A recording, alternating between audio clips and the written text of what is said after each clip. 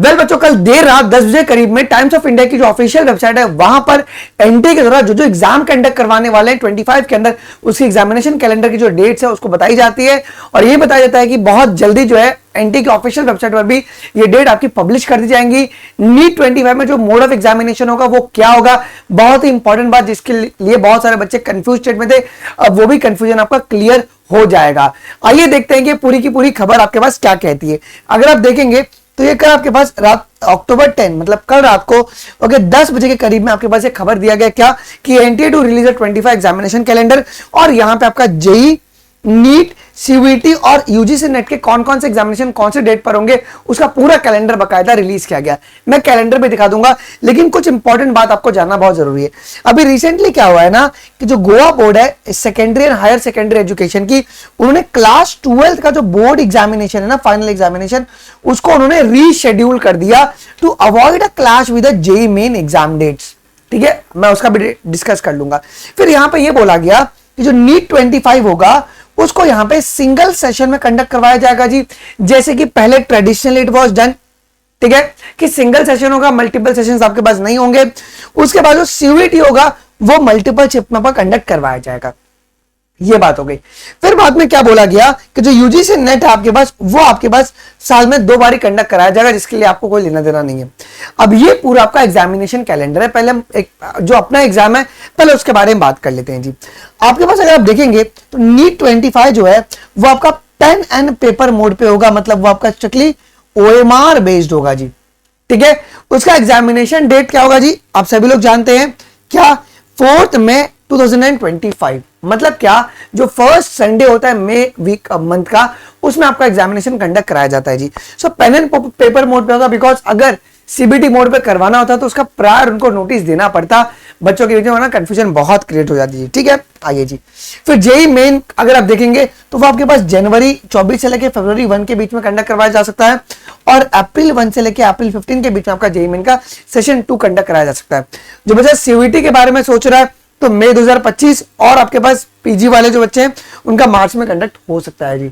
But ये बात ध्यान रखना है कि पेन एंड पेपर मोड पे आपके पास नीट एग्जामिनेशन कंडक्ट कराया जा रहा है और कुछ जो एग्जाम्स है आपके पास सीयूईटी का वो कंडक्ट करवाया जाएगा आपका इसके बेसिस पर जी। ठीक है, तो ये आपको पता होना बहुत ही ज्यादा जरूरी है बच्चों।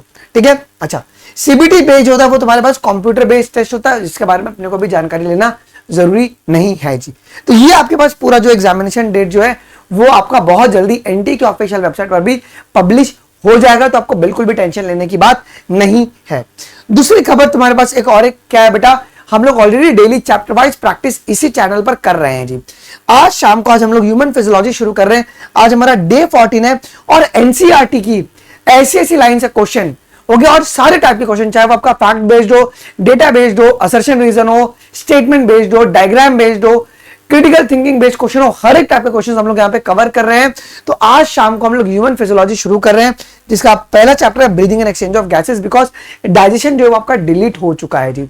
अब सिलेबस को लेकर भी मैंने एनटीए को 3-4 आरटीआई दे दिया है, भाई तुम जल्द से जल्द जो है नीट 25 का जो सिलेबस है उसको पब्लिश करो। बच्चों के बीच में बहुत कंफ्यूजन क्रिएट हो रहा है। शॉर्ट टर्म में अगर तुम कुछ भी बदलाव करोगे तो फिर आगे प्रॉब्लम हो सकता है, बिकॉज एनसीईआरटी में बहुत सारी एरर थी जिसको एनसीईआरटी धीरे धीरे फिक्स कर रहा है।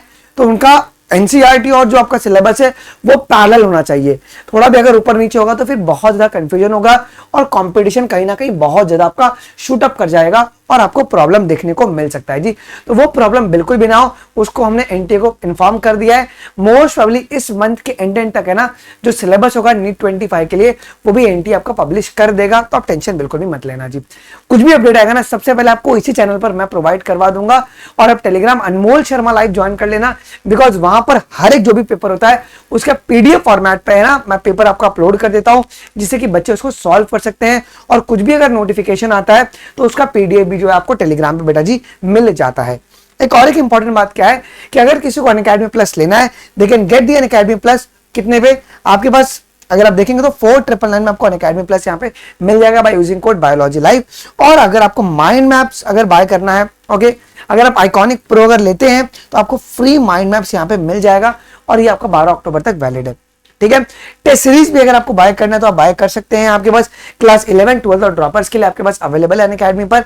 और आपका डेली अनसेट का एग्जामिनेशन जो है वो मंडे टू सैटरडे कंडक्ट कराया जा रहा है, आप इसमें भी एनरोल कर सकते हैं। कुछ दिक्कत रहेगा do let us in the comment section. मिलते हैं अगले वीडियोस में, अभी के लिए बस इतना ही। थैंक यू, जय हिंद, बाय बाय।